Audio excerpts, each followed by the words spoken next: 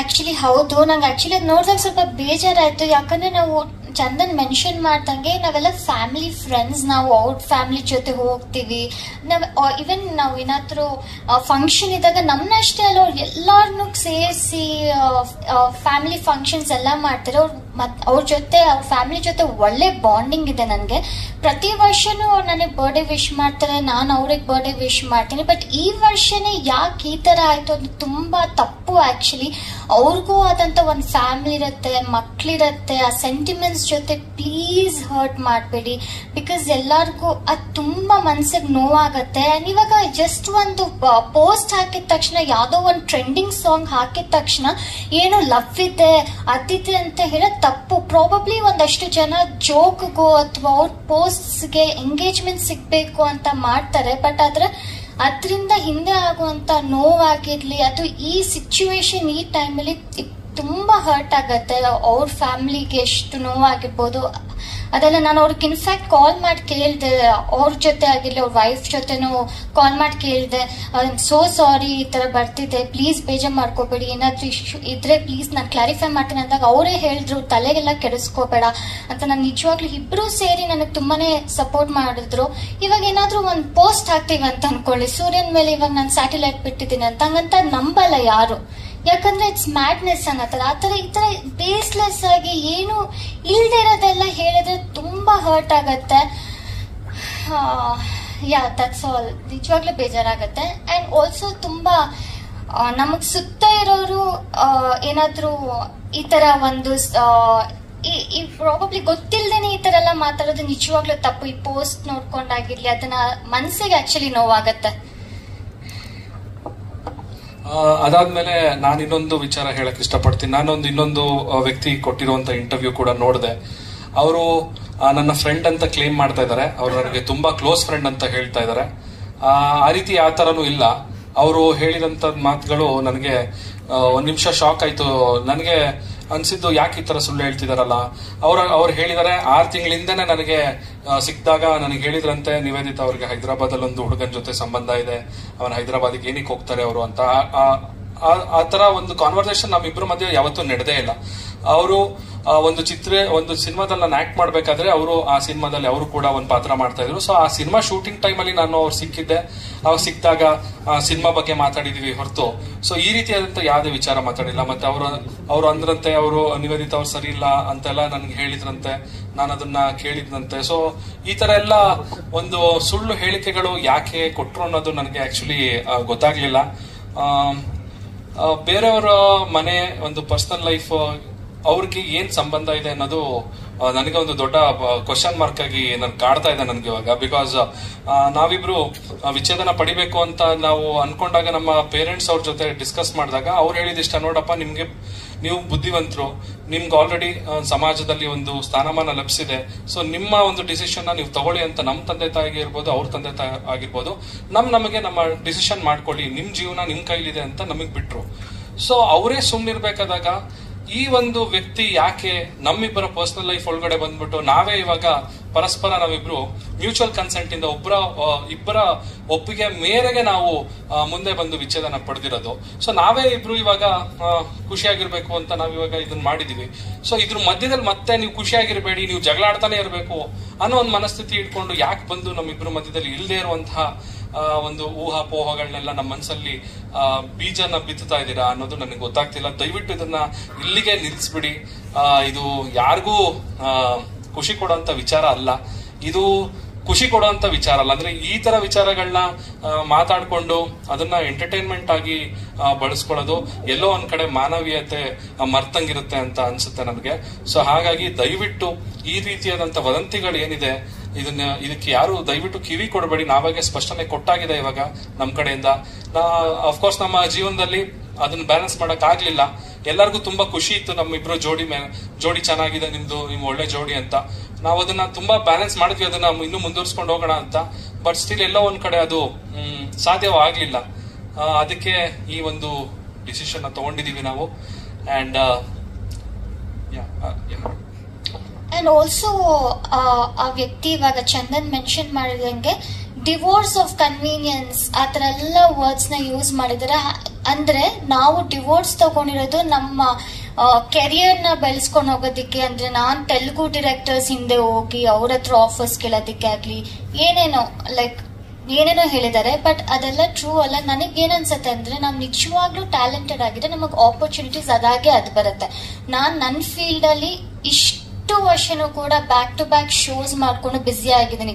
ನನ್ನ ಮದ್ವೆ ಆಗಿ ನಮ್ಮಿಬ್ಬರ ಮದ್ವೆ ನನ್ನ ಕೆರಿಯರ್ಗೆ ಏನು ಅದನ್ನ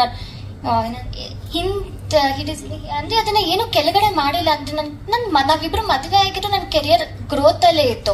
ನಾವು ರೀಸನ್ ಏನಕ್ಕೆ ಅಂದ್ರೆ ಮೇನ್ಲಿ ಬಿಕಾಸ್ ನಮ್ಮಿಬ್ರ ಮಧ್ಯೆ ಕಂಪ್ಯಾಟಿಬಿಲಿಟಿ ಇರ್ಲಿಲ್ಲ. ಆಸ್ ಚಂದನ್ ಮೆನ್ಷನ್, ಅವ್ರಿಗೇನು ಪ್ಲೆಷರ್ ಸಿಗ್ತಿದ್ಯೋ ಸುಳ್ಳು ಹೇಳಿ, ನಂಗೆ ಆ ಕಾನ್ಫಿಡೆನ್ಸ್ ಇದೆಯಲ್ಲ, ಸುಳ್ಳು ಹೇಳೋದ್ರ ಕಾನ್ಫಿಡೆನ್ಸ್ ನೋಡಿನೇ ನನಗೆ ತಲೆ ಕೆಟ್ಟೋಯ್ತು. ಒಬ್ಬ ಹಿಂಗೂ ಯೋಚನೆ ಮಾಡ್ಬೋದಾ, ಹಿಂಗೂ ಯೋಚನೆ ಮಾಡ್ತಾನ ಅಂತ.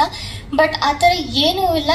ಕ್ಲಿಯರ್ ಆಗಿ ಮೆನ್ಷನ್ ಮಾಡಬೇಕು ಅಂದ್ರೆ it's just because mutual consent, ನಾವಿಬ್ರು ಕಂಪ್ಯಾಟಬಲ್ ಇರ್ಲಿಲ್ಲ ಅಂತ. ಮಕ್ಳು ಬೇಡ ಅಥವಾ ಬೇರೆಯವ್ರ ಜೊತೆ ಏನೋ ಲಿಂಕ್ ಮಾಡಿ ಅವ್ರ ಜೊತೆ ಫಾರಿನ್ಗೆ ಹೋಗಿ, ಅದೆಲ್ಲ ಸುಳ್ಳು. ಪ್ಲೀಸ್ ರಿಕ್ವೆಸ್ಟ್ ಮಾಡ್ತೀನಿ, ಹಂಬಲ್ ರಿಕ್ವೆಸ್ಟ್, ಈ ತರ ಯಾವ್ದು ರೂಮರ್ಸ್ ನ ಪ್ಲೀಸ್ ನಂಬೇಡಿ. ಇವಾಗ ನಾವಿಬ್ರೆ ಅದಕ್ಕೆ ಕ್ಲಾರಿಟಿ ಕೊಟ್ಟಿದ್ದೀವಿ. ಪ್ಲೀಸ್ ಪ್ಲೀಸ್ ಪ್ಲೀಸ್, ಯಾಕಂದ್ರೆ ಇದು ತುಂಬಾ ಸೆಂಟಿಮೆಂಟ್ಸ್ ಹರ್ಟ್ ಮಾಡುತ್ತೆ.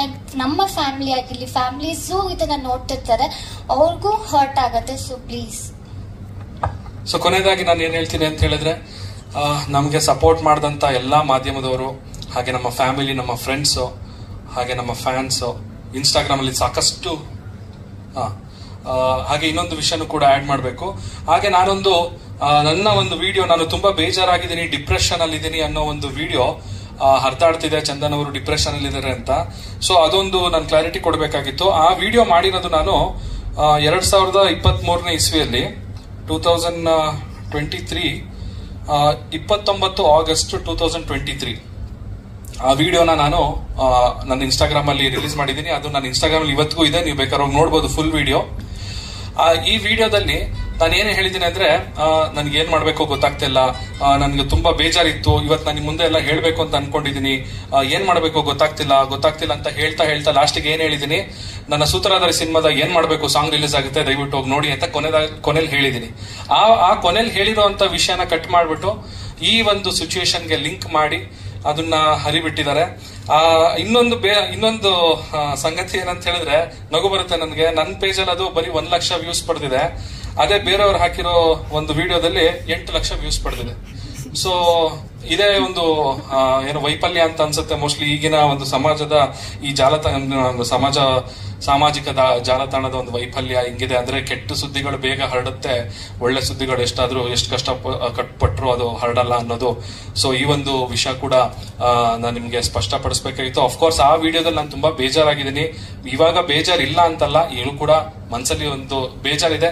ಸ್ವಲ್ಪ ಸಮಯ ಕೂಡ ತಗೊಳ್ತೀನಿ ನಾನು ಇದರಿಂದ ಹೊರಬರ್ಬೇಕು ಅಂತ ಹೇಳಿದ್ರೆ ನಿಮ್ಮೆಲ್ಲರ ಒಂದು ಸಪೋರ್ಟ್ ನನಗೆ ಬೇಕು.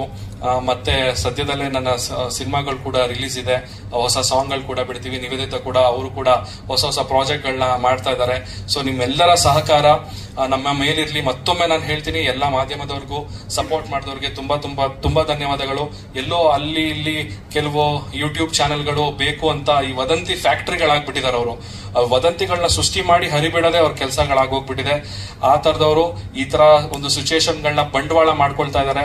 ಇದು ಸಾಮಾನ್ಯ ಜನರಿಗೂ ಗೊತ್ತಾಗುತ್ತೆ, ಬಟ್ ಸ್ಟಿಲ್ ನಮ್ಮ ಕಡೆಯಿಂದ ನಾವು ಹೇಳೋದು ನಮ್ಮ ಒಂದು ಕರ್ತವ್ಯ ಆಗಿದೆ. ಸೊ ಮತ್ತೊಮ್ಮೆ ಎಲ್ಲಾ ಮಾಧ್ಯಮ ಮಿತ್ರರಿಗೂ, ನಮ್ಮ ಸ್ನೇಹಿತರಿಗೂ, ಫ್ಯಾಮಿಲಿಯವ್ರಿಗೂ, ಎಲ್ಲ ಫ್ರೆಂಡ್ಸ್, ಫ್ಯಾನ್ಸ್, ಇನ್ಸ್ಟಾಗ್ರಾಮ್ ಅಲ್ಲಿ ಯಾರು ಮೆಸೇಜ್ ಮಾಡಿದ್ರೆ ಎಲ್ಲರಿಗೂ ನನ್ನ ಕಡೆಯಿಂದ ಸಾಷ್ಟಾಂಗ ನಮಸ್ಕಾರಗಳು. Thank you so much. ಮತ್ತೆ ವಿಷ ಬೀಜ ಬಿತ್ತುತ್ತಾ ಇರುವಂತಹ ಬೇಸಾಯಗಾರ ಯಾರು? ನಿಮ್ಮ ಫ್ಯಾಮಿಲಿ ವಿಚಾರದಲ್ಲಿ ಬೇಳೆ ಬೇಯಿಸುವಂತ ಪ್ರಯತ್ನ ಪಡ್ತಾ ಇರೋದು ಯಾಕೆ? ಇದು ನಮಗೂ ಗೊತ್ತಿಲ್ಲ. ಇದು ಆ ವ್ಯಕ್ತಿ ಯಾರು ಅಂತ ಐಡಿಯಾನೂ ಇಲ್ಲ. ಯಾಕಂದ್ರೆ ನಾವಿಬ್ರು ಜೊತೆಲಿದ್ದಾಗ ಸೊ ಅವರು ಯಾವ ರೀತಿ ಇವಾಗ ಬೇರೆಯವರ ಒಂದು ಬೇರೆ ವ್ಯಕ್ತಿಯನ್ನ ಇಟ್ಕೊಂಡು ಇವ್ರ ಜೊತೆ ಒಂದು ಸಂಬಂಧನ ಕಲ್ಪಿಸ್ತಾ ಇದಾರಲ್ಲ, ಅವ್ರ ಆ ಬೇಸ್ ಯಾರು ಅಂತಾನು ಗೊತ್ತಿಲ್ಲ. ಫಸ್ಟ್ ಆ ಪೋಸ್ಟ್ ಯಾವ ಯೂಟ್ಯೂಬ್ ಚಾನೆಲ್ ಅಥವಾ ಯಾವ ಇನ್ಸ್ಟಾಗ್ರಾಮ್ ಪೇಜ್ ಅದನ್ನ ಸ್ಟಾರ್ಟ್ ಮಾಡ್ತು ಅಂತ ಗೊತ್ತಿಲ್ಲ. ಯಾರೋ ಒಬ್ಬ ವ್ಯಕ್ತಿ ಸ್ಟಾರ್ಟ್ ಮಾಡಿದ ತಕ್ಷಣ ಈ ಕಂಟೆಂಟ್ ಚೆನ್ನಾಗಿದೆಯಲ್ಲ, ನಾವು ಹಾಕೋಣ, ನಮಗೂ ಲೈಕ್ಸ್ ಬರುತ್ತೆ ಅಂತ ಅಂದ್ಬಿಟ್ಟು ಮಾಡಿದವರೇ ಜಾಸ್ತಿ ಜನ ಇದ್ದಾರೆ. ಸೊ ಇಲ್ಲಿ ನಾವಿಬ್ರು ಪರಸ್ಪರ ಮ್ಯೂಚುವಲ್ ಕನ್ಸೆಂಟ್ ಇಂದ ನಾವು ವಿಚ್ಛೇದನ ಪಡೆದಿರೋದು ಎಲ್ಲೋ ಒಂದ್ ಕಡೆ ಅವ್ರಿಗೆ ಬೇಸರ ಆಗಿರ್ಬಹುದೇನೋ. ಅಯ್ಯೋ ಏನೂ ಸಿಕ್ಲಿಲ್ವಲ್ಲ, ಇವರಿಂದ ನಾವು ಕಂಟೆಂಟ್ ನ ತೆಗಿಯಕ್ಕೆ ಏನೂ ಸಿಕ್ಕಿಲ್ವೋ ಅನ್ನೋ ಒಂದು ಕೆಟ್ಟ ಮನಸ್ಥಿತಿ ಇರುವಂತ ಕೆಲವು ಜನಗಳಿದ್ದಾರೆ. ದಯವಿಟ್ಟು ಅದನ್ನ ಮಾಡಬೇಡಿ. ಅದು ಮಾಡೋದ್ರಿಂದ ಸಮಾಜದಲ್ಲಿ ಒಂದು ಬ್ಯಾಲೆನ್ಸ್ ಇರೋದಿಲ್ಲ. ಅವರು ಸುಳ್ಳು ಸುದ್ದಿಗಳನ್ನ ಹರಡಿಸೋದ್ರಿಂದ ಎಲ್ಲೋ ಒಂದ್ ಎರಡ್ ಸೆಕೆಂಡಿಗೆ ನೀವು ಸುದ್ದಿನ ಓದ್ಬೋದಷ್ಟೇ, ಅದರಿಂದ ಯಾರ ಮನ್ಸಿಗೂ ಖುಷಿ ಕೊಡೋದಿಲ್ಲ. ದಯವಿಟ್ಟು ನಾನು ಅಬ್ಸರ್ವ್ ಮಾಡ್ದಂಗೆ ಈ ತರ ಒಂದು ಪಬ್ಲಿಕ್ ಲೈಫ್ ಅಲ್ಲಿ ಇದ್ದಾಗ ಇದೆಲ್ಲ ಕಾಮನ್ ಆಗಿರುತ್ತೆ. ಯಾಕಂದ್ರೆ ಪ್ರತಿ ವರ್ಷ ಅದು ಬೆಂಗಳೂರು ಫ್ಯಾಮಿಲಿ ಕೋರ್ಟ್ ಅಲ್ಲೇ 8,000 ಡಿವೋರ್ಸ್ ಕೇಸ್ಗಳು ಫೈಲ್ ಆಗುತ್ತಂತೆ. ಅದರಲ್ಲಿ ಈ ರೀತಿ ಪಬ್ಲಿಕ್ ಫಿಗರ್ಸ್ ಆದವ್ರದ್ದು ಮಾತ್ರ ಸುದ್ದಿಗಳು ಈ ರೀತಿ ಬರುತ್ತೆ. ಸೊ ಅದೇನು ಮಾಡಕ್ಕಾಗಲ್ಲ, ಅದು ನಾವು ಪಡ್ಕೊಂಡು ಬಂದಿರೋದು. ಸೊ ಹಾಗಾಗಿ ನಾವು ಅದನ್ನ ಅನುಭವಿಸ್ಲೇಬೇಕು. ಇವಾಗ ಈ ಮಟ್ಟಕ್ಕೆ ಇವತ್ತು ನಾನು ಸ್ಟೇಜ್ ಮೇಲೆ ಬಂದು ನಿಮ್ಮೆಲ್ಲರ ಮುಂದೆ ಬಂದಿದೀವಿ ಅಂತ ಹೇಳಿದ್ರೆ ಖಂಡಿತವಾಗ್ಲೂ ಒಬ್ಬ ಪಬ್ಲಿಕ್ ಫಿಗರ್ಸ್ ಗಳಾಗಿ ಇದು ನಮ್ಮ ಜವಾಬ್ದಾರಿ ಕೂಡ ಆಗಿರುತ್ತೆ. ನಾವು ನಮ್ಮ ವೈಯಕ್ತಿಕ ಜೀವನ ಅದರಲ್ಲಿ ಆಗೋ ಹೋಗುಗಳನ್ನ ಸಂಪೂರ್ಣವಾಗಿ ನಾವು ತಿಳ್ಸಕ್ ಆಗದೆ ಇದ್ರು ಎಲ್ಲೋ ಒಂದ್ ಕಡೆ ಯಾಕಾಯ್ತು ಅನ್ನೋ ಒಂದು ಕ್ಲಾರಿಟಿನ ಕೊಟ್ರೆ ನಮ್ಮನ್ನ ಫಾಲೋ ಮಾಡೋರ್ಗು ಒಂದು ಸಮಾಧಾನ ಇರುತ್ತೆ ಅನ್ನೋ